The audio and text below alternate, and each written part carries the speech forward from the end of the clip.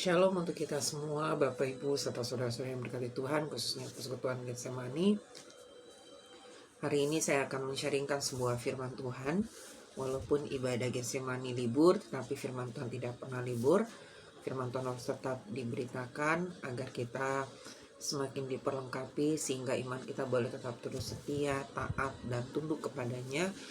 Khususnya apalagi ini adalah bulan Desember, artinya bulan yang sangat spesial, bulan yang penuh dengan sukacita, sehingga ketika kita menyambut kelahiran Yesus, kita dapat memiliki iman yang tidak bercacat dalam menyambut kelahiran Sang Raja yaitu Yesus Kristus. Tetapi sebelum saya membagikan firman Tuhan atau men-sharingkan firman Tuhan ini, mari kita mengawali firman Tuhan ini dengan berdoa. Mari kita tundukkan kepala kita dan mari kita satu di dalam doa kita berdoa. Ya Allah Bapa yang kekal, sungguh besar kasih setiamu dalam hidup kami, sehingga kami boleh memasuki hari yang baru, minggu kedua di bulan Desember ini Tuhan. Dan sebentar umat-Mu akan mendengarkan sebagian dari firman-Mu, kiranya Engkau menutup bungkus mereka dengan kuasa Roh Kudus-Mu, agar setiap pemberitaan firman ini mereka boleh memahaminya, mengerti, dan bahkan terlebih istimewa mereka boleh mempraktekannya atau menjadi pelaku-pelaku firman.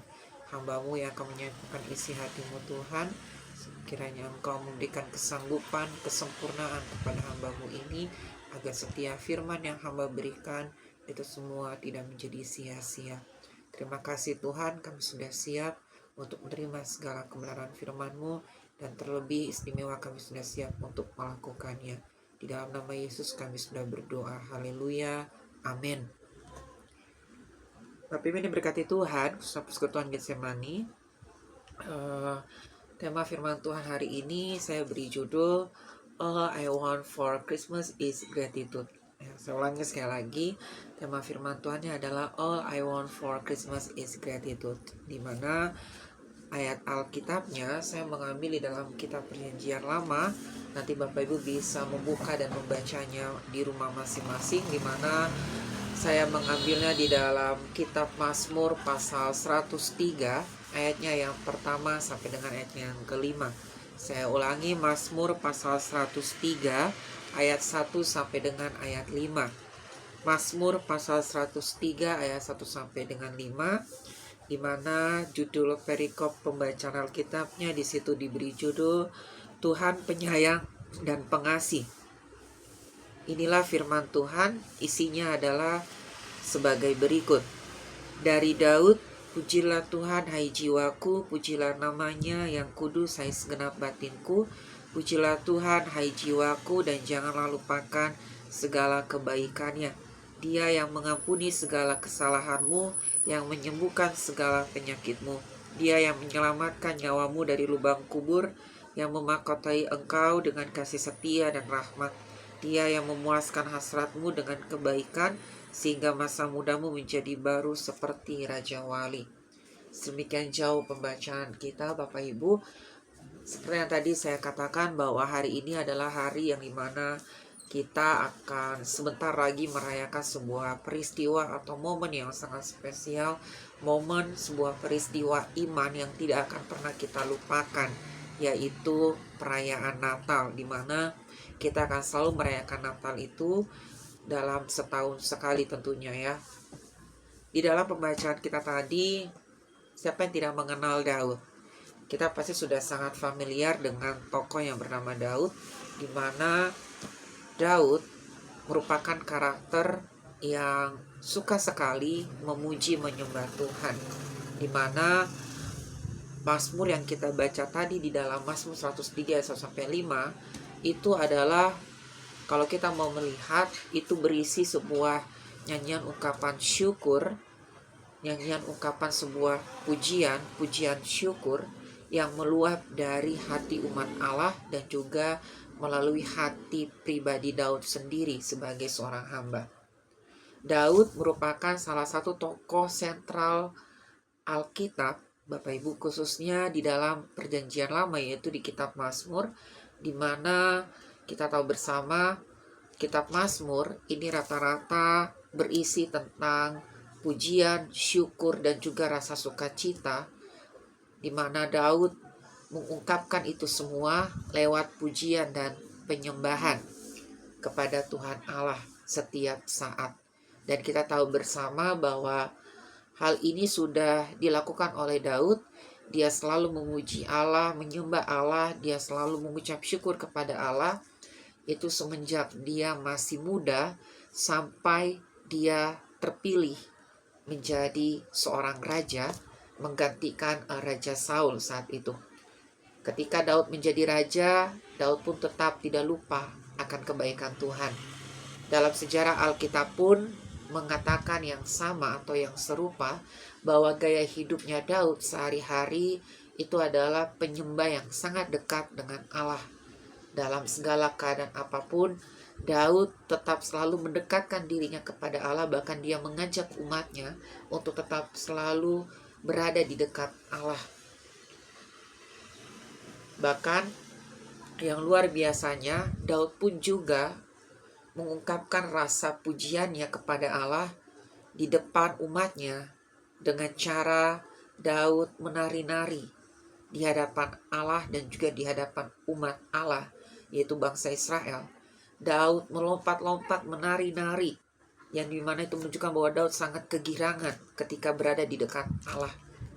Walaupun saat itu Daud sempat diejek dan dilihat oleh Mikal, dan bahkan dianggap seperti orang gila oleh Mikal. Tetapi Daud tetap konsisten untuk tetap terus memuji menyembah Tuhan. Ini berarti menandakan Bapak Ibu bahwa pujian Daud merupakan pujian yang sangat tulus, pujian yang sangat penuh energi, yang dimana Daud percaya bahwa ketika dia mau menaikkan pujiannya dengan tulus, maka disitulah Daud bisa mengenal bersama dengan umatnya bahwa Tuhan Allah adalah sebagai pribadi yang mau mengampuni, memulihkan umatnya, dan memahkotai hidup umatnya dengan cara Allah menuntun mereka dengan sempurna serta memerdekakan umatnya dari segala dosa. Kita perlu menyadari Bapak Ibu bahwa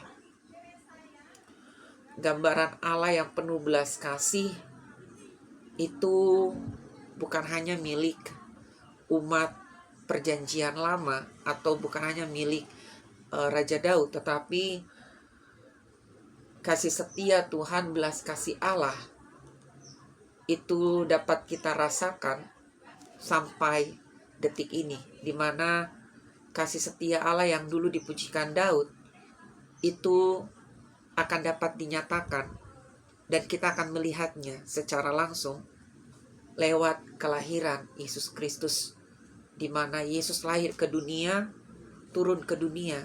Dia datang sebagai raja yang membawa pemulihan dan juga keselamatan. Ketika kita mau terus mencari, memuji Dia dengan segenap hati kita, dengan ketulusan hati yang paling mendalam. Natal, Pak, Bu, mengingatkan kepada kita bahwa Allah tidak hanya memulihkan keadaan lahiriah umatnya, tetapi Natal juga melalui kelahiran Yesus kita dapat dipulihkan, di mana hati dan hubungan kita semakin dipulihkan bersama dengan Allah Bapa. Yang dimana kita tahu bersama kita memiliki hubungan yang rusak dengan Allah oleh karena dosa dan kejahatan kita. Tetapi melalui kelahiran Yesus, kedatangan Yesus, kita semakin diperbaharui, yang pada akhirnya hubungan kita semakin akrab dengan Allah Bapa di sorga. Yesus lahir dan datang ke dunia bukan untuk mencari umat atau orang yang benar. Yesus lahir ke dunia bukan untuk mencari orang-orang yang sudah sempurna hidupnya. Yesus lahir ke dunia bukan untuk mencari orang-orang yang kaya raya, memiliki uang banyak.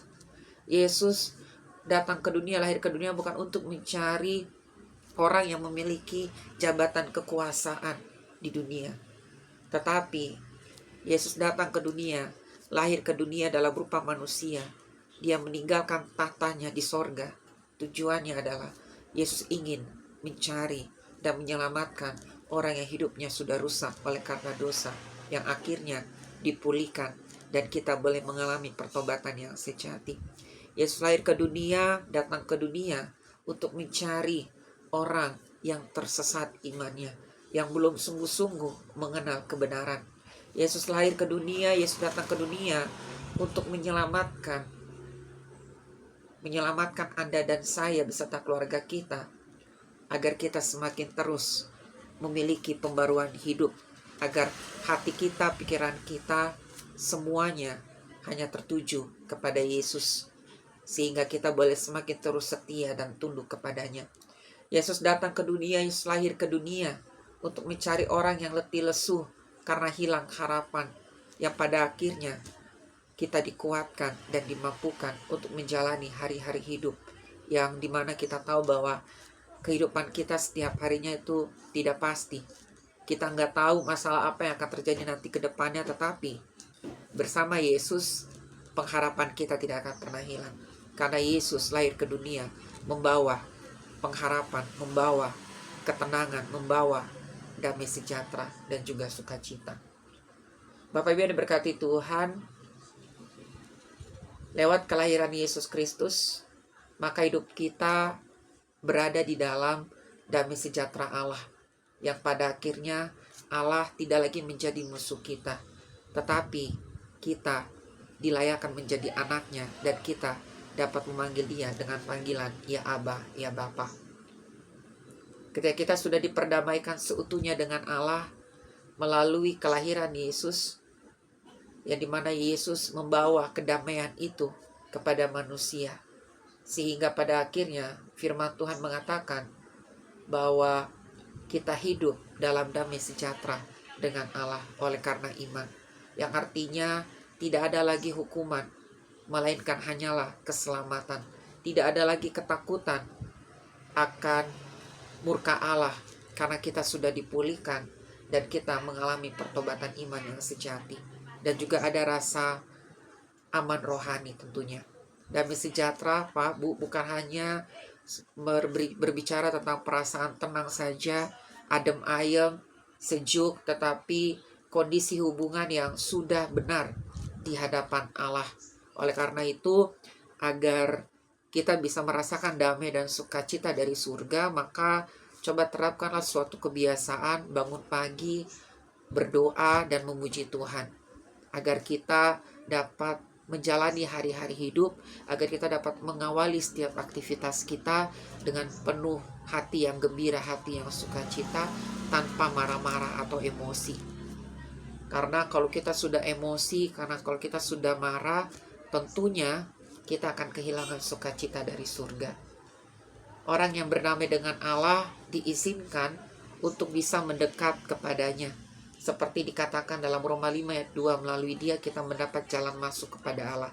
Saya ulang sekali lagi, orang yang berdamai dengan Allah diizinkan mendekat kepadanya, seperti yang dikatakan dalam Roma 5 ayat 2 sampai Roma 5 ayat 2, melalui dia kita mendapat jalan masuk kepada Allah.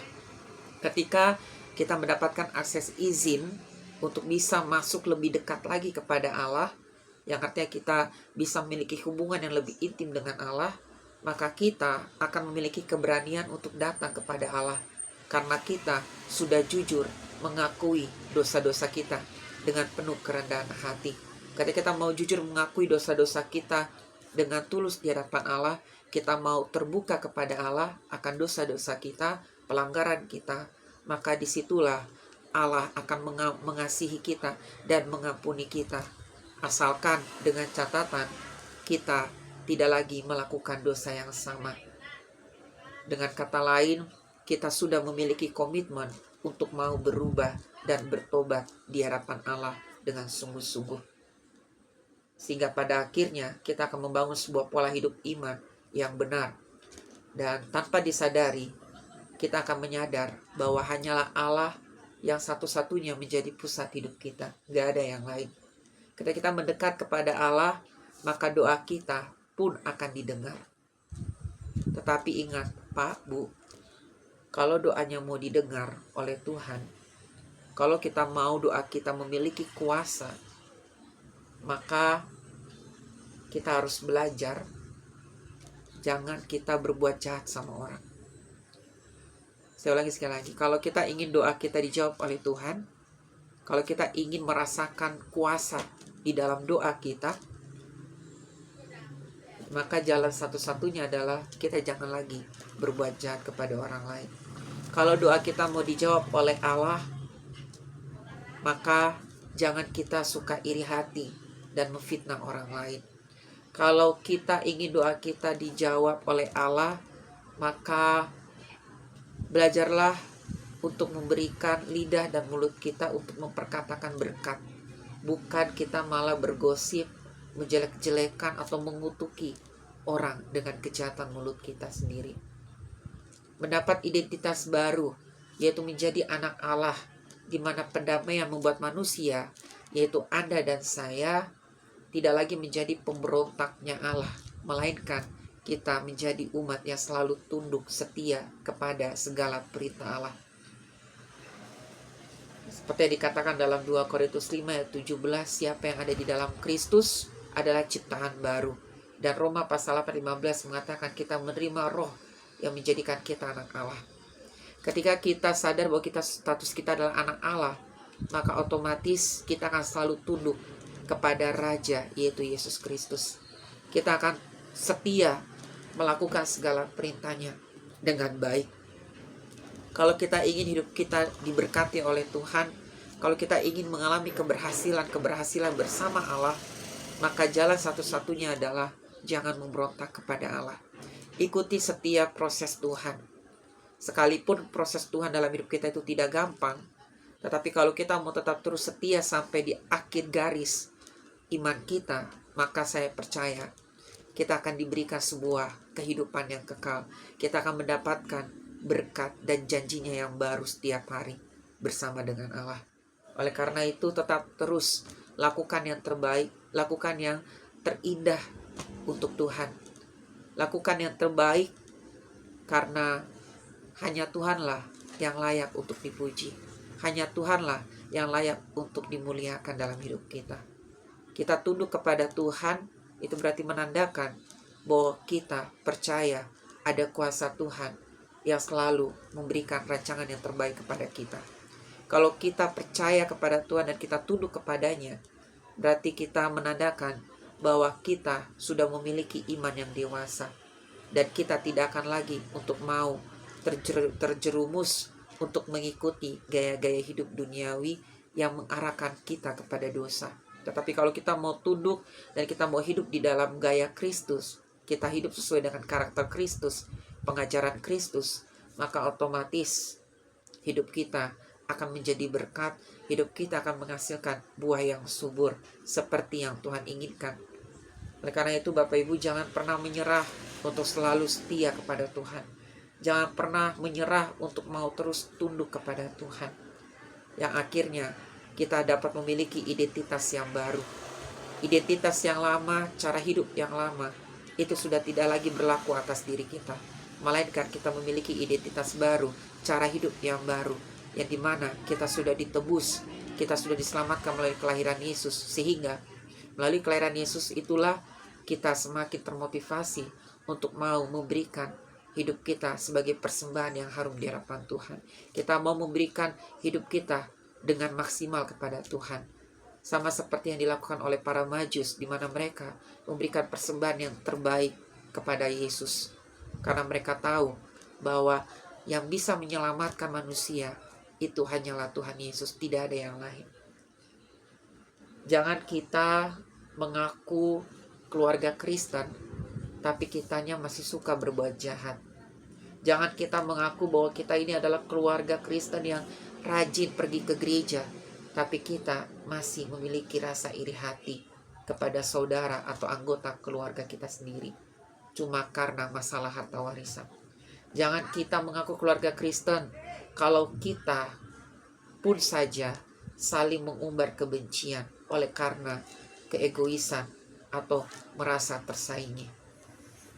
Hubungan kita diperdamaikan dengan Allah sehingga hidup kita tidak lagi seperti dulu, yang menandakan bahwa hidup kita sudah sepenuhnya diarahkan dan dipimpin oleh Roh Kudus. Kita tidak lagi terikat oleh dosa, karena ada Roh Kudus yang membebaskan kita dari rantai dosa. Melalui Roh Kudus kita dapat ditegur supaya kita tidak lagi mengulangi kesalahan yang sama. Oleh karena itu Bapak Ibu, jika firman Tuhan yang keras, ya kita jangan tersinggung, tapi kita bersyukur. Kalau firman Tuhan mengingatkan kita dengan keras karena dosa-dosa kita, ya kita jangan marah sama Tuhan, tapi kita bersyukur. Itu berarti menandakan bahwa Tuhan masih peduli dengan kita. Tuhan masih memberikan kesempatan kepada kita untuk berubah. Jadi jangan baper Pak Bu. Kalau firman Tuhan yang keras, kita bersyukur. Karena seperti dalam firman Tuhan dikatakan, segala sesuatu yang diilhamkan oleh Allah itu berguna untuk menyatakan yang salah kepada yang benar. Segala sesuatu yang diilhamkan oleh Allah lewat tulisannya, lewat firman-Nya, itu untuk memperbaiki yang salah menjadi benar. Jadi kita bersyukur. Jangan kita langsung tersinggung kepada Tuhan. Jangan kita langsung marah sama Tuhan. Tetapi Tuhan menegur kita supaya kita mengalami pembaruan hidup, agar kita tidak lagi memiliki hidup yang sama seperti dulu. Roh Kudus, melalui Roh Kudus kita dapat merasakan penghiburan yang akhirnya kita dikuatkan dan kita tidak takut untuk melangkah hidup. Melalui Roh Kudus kita dapat memiliki hikmat agar kita dapat memimpin dengan tetap terus mengambil keputusan yang bijak dan tidak merugikan diri sendiri dan orang lain.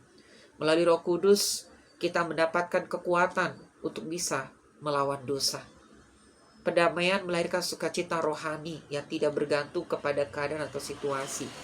Dan tanda orang yang telah diperdamaikan Pak Bu, yaitu hidup penuh syukur, tidak mudah goyah, dan memiliki harapan iman yang kekal kepada Allah. Saya ulangi sekali lagi, tanda orang yang telah diperdamaikan yaitu hidup penuh dengan syukur, tidak mudah goyah, dan memiliki harapan iman yang kekal kepada Allah. Sehingga itu akan membentuk sebuah pola iman yang selalu taat, setia, tunduk, dan tidak lagi memberontak kepada Allah. Kita tunduk kepada Raja, yaitu Yesus Kristus yang sudah lahir membebaskan kita dari dosa dan kejahatan. Yang tadinya kita suka melawan Tuhan, yang tadinya kita mengabaikan perintah Raja yaitu firman-Nya yang hidup, yang tadinya kita memiliki hati yang gak mau ikutin hatinya Tuhan, itu semua akhirnya berubah menjadikan pribadi kita yang selalu ingin menyenangkan hati Tuhan. Kita menjadi pribadi yang mau setia, mencintai dan menaati segala firman-Nya, dan kita berubah menjadi pribadi yang mau benar-benar hidup di dalam kebenaran, bukan karena terpaksa, tetapi karena relasi kasih yang murni di hadapan Allah.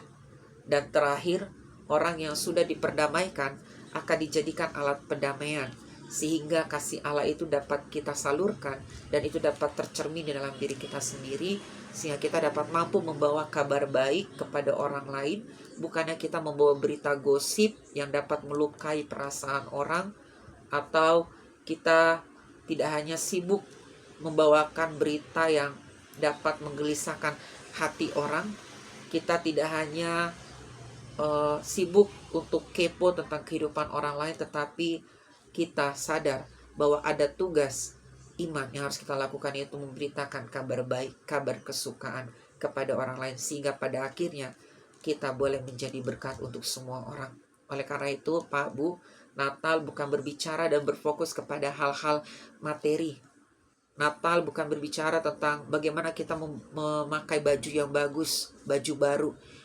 Berbicara tentang Natal itu bukan hanya sekedar seberapa mewah dekorasi pohon Natal yang kita pasang di rumah kita, tetapi Natal yang sesungguhnya adalah bagaimana kita mau fokus kepada Raja, yaitu Yesus yang membawa damai dan keselamatan, sehingga kita dapat memberi hidup kita seluruhnya hanya untuk kepada Yesus Tuhan, sehingga pada akhirnya kita dapat menjalankan misi Allah yang sudah Allah percayakan di dalam hidup kita, di mana misi Allah mengatakan, jadikanlah semua bangsa muridku.